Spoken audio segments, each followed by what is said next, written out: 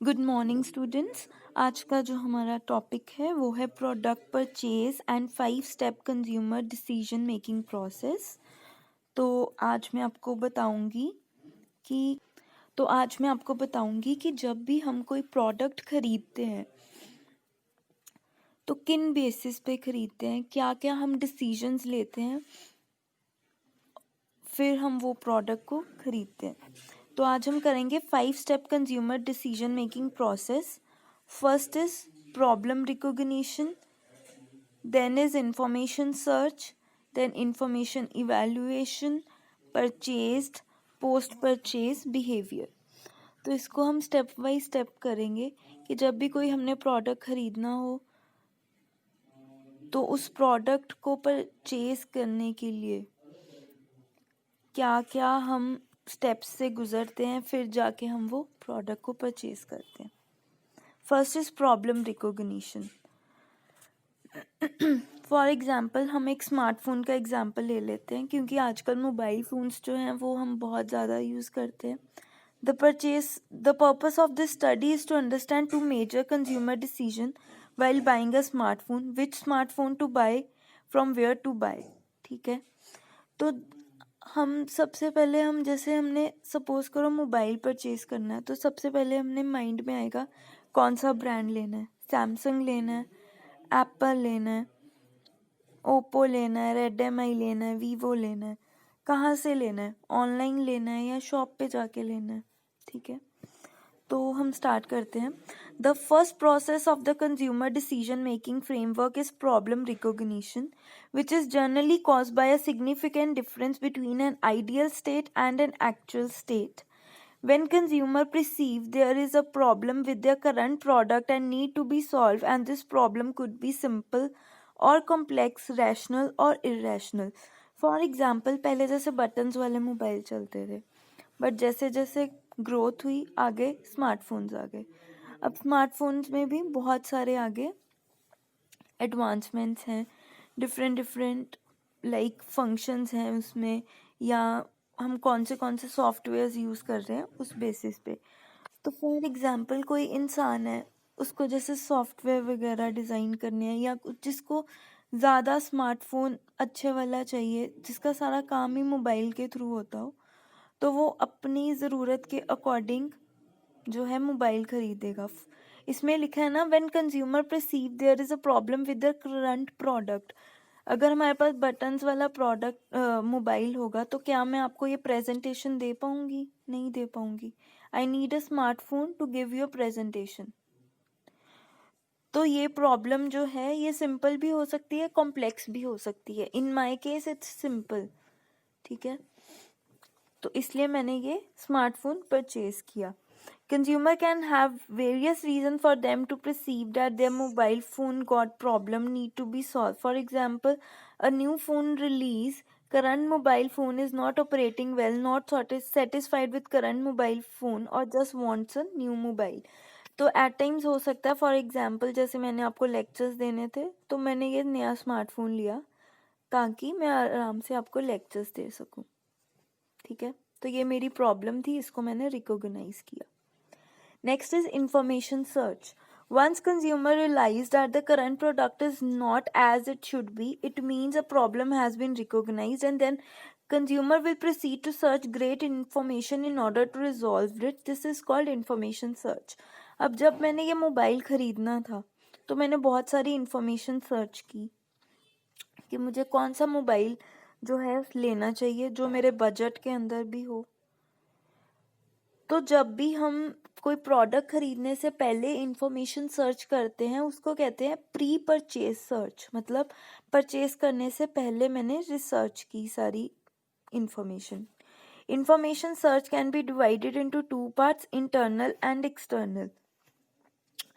तो इंटरनल जो होगी, जो मेरे माइंड में खुद चीज़ें आएंगी, वो मेरी इंटरनल सर्च होगी, और एक्सटर्नल सर्च होगी जो मुझे आसपास से लोगों से पता लगेगा कि मुझे कौन सा मोबाइल लेना चाहिए, किसके क्या फीचर्स हैं। और जो मेरे खुद के अंदर से आएगी वो मेरी होगी इंटरनल सर्च, कि मुझे क्यों चाहिए, क्या प्रॉब्लम्स आ रही हैं, ये सब चीज़ें। तो ये सब आएगा इसमें।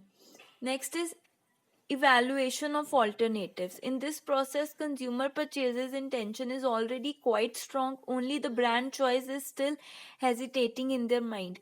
तो इसमें मुझे पक्का पता था कि मुझे मोबाइल खरीदना है, क्योंकि मुझे लेक्चर्स देने थे, मुझे प्रेजेंटेशंस बनानी थी, बट मेरे माइंड में ये भी चल रहा था कि मुझे कौन सा ब्रांड खरीदना है. तो those brands could be broken down into 3 types. तो 3 टाइप्स में हम इवैल्यूएशन कर सकते हैं. मतलब अगर मैंने कोई ब्रांड खरीदना है तो 3 चीज़ों में हम डिवाइड कर सकते हैं. पहले is evoked set, inert set and inept set.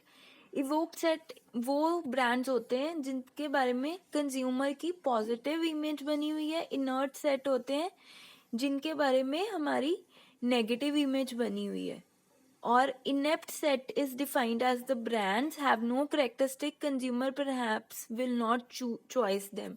Means इसमें वो characteristics ही नहीं है जो मुझे required है, तो शायद मैं वो product ही नहीं खरीदूंगी. For example, मोबाइल मैंने कोई खरीदना है तो मेरी सैमसंग के बारे में पॉजिटिव अप्रोच है, that is evoked set. Inert set is जैसे ओप्पो वीवो के बारे में मेरी नेगेटिव अप्रोच है, तो वो that is inert set. And inept set is जैसे बटन्स वाला मोबाइल ही मुझे खरीदना है, तो वो तो मेरे चॉइस में ही नहीं ना आएगा, क्योंकि मुझे प्रेजेंटेशंस बनानी है.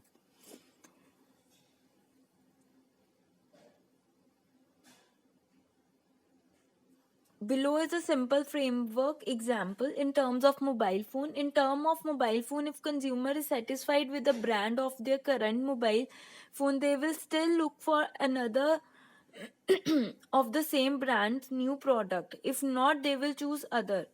अगर तो हमें अपना ही ब्रांड अच्छा लगता है तो हम उसी का कुछ अच्छा वर्जन देखेंगे. अगर हमें नहीं अच्छा लगता तो हम नेक्स्ट कोई और कंपनी देखेंगे. Product choice. For example, there are some secondary features between those particular products. Consumer must choose some of those features.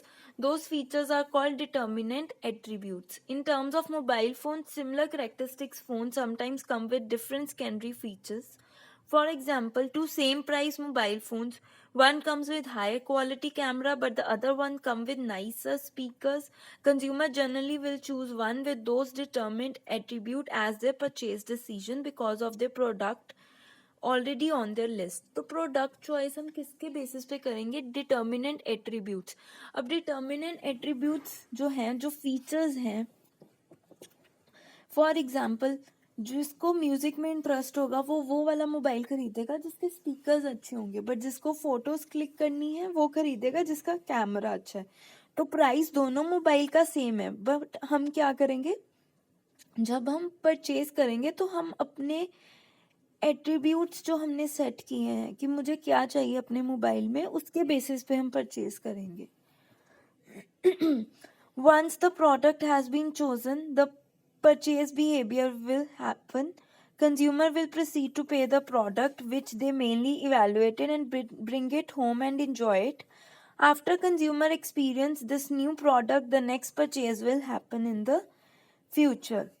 तो क्या है, जब हम प्रोडक्ट को खरीद लेंगे तो हमें पता लग जाएगा कि हम कितना एंजॉय कर पा रहे हैं. अगर हमें नहीं अच्छा लगा तो we will purchase new product. तो क्या कंक्लूजन है हमें मिला कि सबसे पहले मोबाइल फोन हम इसीलिए परचेज करेंगे क्योंकि हमें नीड है उसकी. ठीक है, फिर हम देखेंगे, फिर हम चेक करेंगे कि क्या क्या इंफॉर्मेशन है उसके बारे में. फिर हम ब्रांड की इमेज चेक करेंगे. फिर उस बहुत सारे मोबाइल फ़ोन में से हम अपने अकॉर्डिंगली जो हमें फीचर्स चाहिए होंगे उसके अकॉर्डिंग हम प्रोडक्ट खरीदेंगे. फिर उसकी ब्रांड इमेज देखेंगे. तो अगर हमें वो ब्रांड अच्छा लगा तो हम वो प्रोडक्ट खरीदेंगे. ठीक है जी. तो आज हमने क्या क्या कवर किया. डिसीजन मेकिंग प्रोसेस में प्रॉब्लम रिकॉग्निशन, पहले हम देखेंगे क्या प्रॉब्लम आ रही है हमें, फिर उसके बारे में हम इंफॉर्मेशन सर्च करेंगे कि इंटरनल इंफॉर्मेशन सर्च करेंगे, एक्सटर्नली भी सर्च करेंगे, देन इंफॉर्मेशन को इवैल्यूएट करेंगे, फिर हम परचेज करेंगे प्रोडक्ट. इंफॉर्मेशन इवैल्यूएशन के वक्त हम डिटर्मिनेंट सेट करेंगे, फिर हम परचेज करेंगे. परचेज के बाद हम देखेंगे हमें अच्छा लग रहा है कि नहीं, फिर हम फीडबैक दे सकते हैं. पोस्ट परचेज बिहेवियर अगर हमें अच्छा नहीं लगा तो हम कोई और मोबाइल परचेज कर लेंगे, नहीं तो we'll give them a good feedback. तो आई जस्ट होप आपको ये टॉपिक समझ लग गया हो। If there is any doubt just let me no.